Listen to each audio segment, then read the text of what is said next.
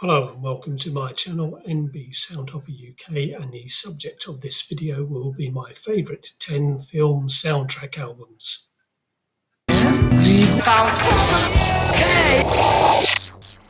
I'll start off by saying that I am in no way a film buff. Neither are the albums I've selected necessarily representative of my favourite films. Neither are they guaranteed to be from highly regarded films. Some are quite obscure. If anything, though, the majority of these albums should really be described as film scores, which are original music, as opposed to film soundtracks, which are often well known tracks from various artists. That's not to say I dislike the latter approach, it's just that the tracks don't always have a solid link to the film. For example, if I hear the theme to Chariots of Fire, in my mind's eye I'm seeing athletes running barefoot across a beach, a scene from the film. Contrastingly, if I hear Cat Scratch Fever by Ted Nugent, I don't automatically think of the film Garfield, A Tale of Two Kitties. Enough context, time for some albums. At 10, Il Buono, Il Brutto, Il Cattivo, or in literal English, The Good, the Ugly, the Bad, or as its English film release is named, The Good, the Bad, and the Ugly by Ennio Morricone. The main theme is, of course, iconic and possibly one of the best known in the history of film. Throughout this album, though, Ennio Morricone captures the film's drama and the tension between three people that are being consumed by the pursuit of gold, set against the backdrop of a nation at war with itself. Despite much of the film being shot in Spain, the music really gives the sense of being in the desert regions on the US-Mexican border, as well as ramshackle settlements where the most lively business is that of the undertaker and war-weary soldiers or captives craving an end to the madness. Morricone scored over 130 films. That alone serves to illustrate what a master of his art he was. 9. Atomin Palor, Return of the Atom by the Finnish duo known as Pansonic. Apologies for my dodgy Finnish pronunciation, I'll stick to its English translation from now on. Return of the Atom is a documentary film from 2015 about the trials and tribulations involved in the construction of the OL3 nuclear power plant in Urajoki, Finland, the first such power plant built in Western Europe after the Chernobyl disaster of 1986. The choice of Pansonic to score the film seems inspired, and they were awarded for it. Pansonic's electronic sound is an industrial one, and often has an impersonal, isolating, and ominous feel. Unlike much industrial music from the 70s and 80s, Pansonic perform with rigid control, and just when it seems like that discipline is being lost, it's revealed as part of something wider. A near-perfect sonic representation of an imposing, brutalist steel and concrete structure, as well as the relentless march of technology. Number 8, Zidane, a 21st century portrait by Mogwai. A football-related film with a score by Mogwai outwardly makes for an odd combination. Indeed, you'd be well off track if you expected a load of partisan, jingoistic terrace chants. Vindaloo, this ain't. The music is entirely instrumental and downbeat, so how can it possibly work? For that, you have to consider Zinedine Zidane. In 2005, 2006, when this film was made, probably the best footballer of his generation. But he was certainly not the kind of self-endorsing product that the world's best footballers since have become. He was a much more complex character and could just as likely transform a match with a moment of brilliance as he could a flash of temper. It's the narrow line and tension between genius and madness that both the film and score capture. As Mogwai albums go, this one has more in the way of ambience, texture, and drones instead of the huge sound achieved on many of their other albums. This one, though, is my favourite, primarily for its consistency from start to end. 7. Johnny Yes No, the original soundtrack from the motion picture by Cabaret Voltaire. A low-budget short film from 1982 with paranoia, insanity, and a drug-induced alternative reality as its dominating themes. Cabaret Voltaire's score superbly complements it. In some places, it's brooding. In others, it evokes hallucinatory disorientation. In others, it becomes a kind of proto techno. Cabaret Voltaire were definitely pioneers, and on many electronica albums from the early to mid 1990s, it's not that difficult to detect their influence. An album that didn't grab me when I first heard it way back when, but one I now consider to be among Cabaret Voltaire's finest. At 6, Suspiria by Goblin. Outside of the UK, Italy was one of the few countries that went for prog in a big way, and Goblin were one of its primary exponents. Suspiria, directed by Dario Argento and released in 1977, is what's known as a giallo film, which in English roughly means murder mystery, with one of the main characteristics being psychological horror. It's a film genre which had a big influence on the American slasher movies of the 1980s. Goblin were no strangers to film scores. They'd already done one for Argento's previous film, Profondo Rosso. On Suspiria, though, Goblin find their own voice, whereas Profondo Rosso has parts that seem a bit more indebted to British prog rock.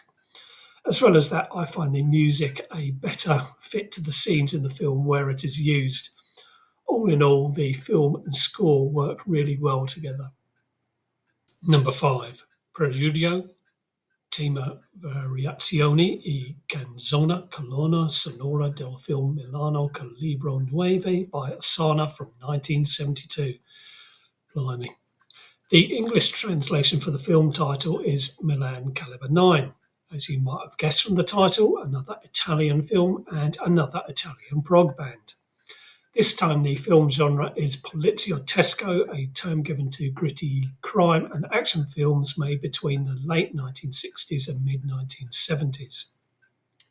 The co-writer of the music was an Argentine composer by the name of Luis Bacalov. Therefore, what you get on this album is rock meets the kind of symphonic music that was fairly commonplace in cinema at the time. Where Goblin's music had a largely keyboard-driven melodic focus, Asana's was a more guitar-centric sound, so contrasting approaches towards prog. Although this is a short album, just under 31 minutes, a more than worthwhile listen. 4. Thief, original motion picture soundtrack by Tangerine Dream. This score is for the Michael Mann-directed film from 1981. As you'd expect from Tangerine Dream, synths are at the heart of what they do. However, this has a surprisingly large amount of guitar on it too, which even gets a bit Pink Floyd with the tracks entitled Beach Theme and Beach Scene. Also noticeable is how much more rhythmically dynamic it is compared to their earlier albums. On the track Dr. Destructo, for example, it's almost a motoric rhythm. As this was the second film score they'd done, the previous being for the William Friedkin film Sorcerer, Thief represents a big step forward. Not that I dislike Sorcerer, I just find it a little pedestrian. That having been said, Thief is a heist film, and whether this style of music suits it is debatable. Regardless of that, a fine album in my opinion.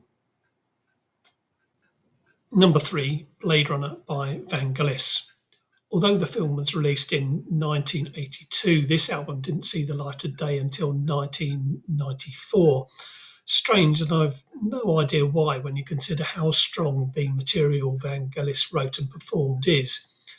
Despite the film ostensibly being an updated version of a Western theme where the sheriff tracks down the outlaws and gets the girl in the end, the music does more to convey the mood of the dark, rain-soaked dystopian setting and the philosophical subplot about literally meeting your maker. So it's quite melancholic in places, but there is also a vastness in the sound which reflects that of the enormous futuristic metropolis in a state of decay. Some of the tracks include snippets of dialogue from the film, which adds a nice contextual touch.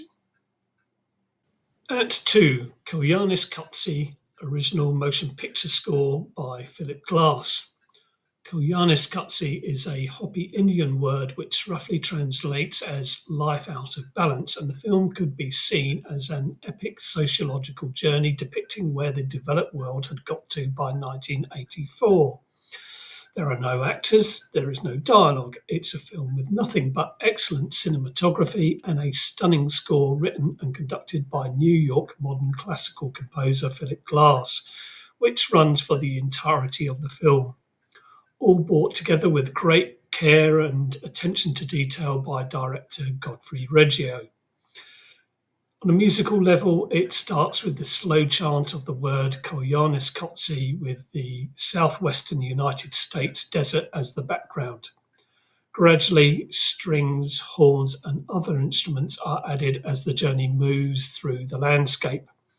And ultimately, the landscape becomes the fast motion, teeming streets of New York, with the music becoming a frenetic, nearly but not quite repeated sequence. There are quite a few time signature changes.